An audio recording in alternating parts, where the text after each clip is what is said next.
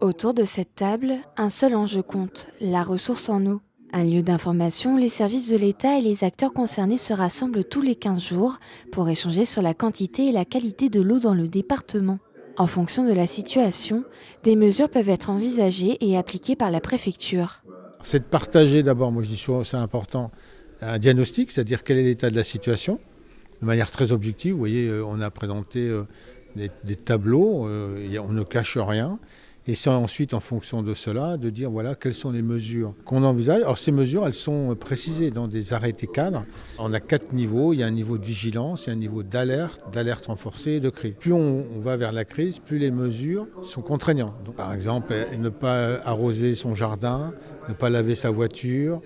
Parmi les acteurs concernés, Vendéo qui partage ses analyses sur la situation de ressources en eau et plus particulièrement sur l'usage de l'eau potable.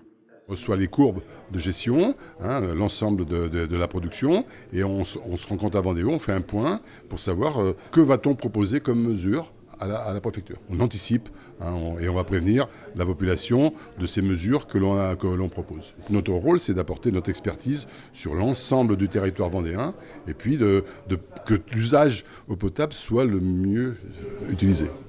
Des échanges bienveillants et constructifs pour préserver au mieux l'état de la ressource en eau. D'autres points sont évoqués par les associations de protection de l'environnement pour sauvegarder la biodiversité. L'eau, c'est un milieu de vie, c'est une question aussi importante pour la faune et pour la flore.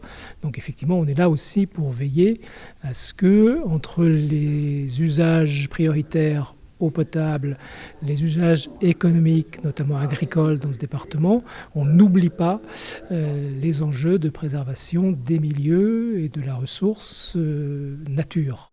Le comité de ressources en eau se réunira le mercredi 12 juillet.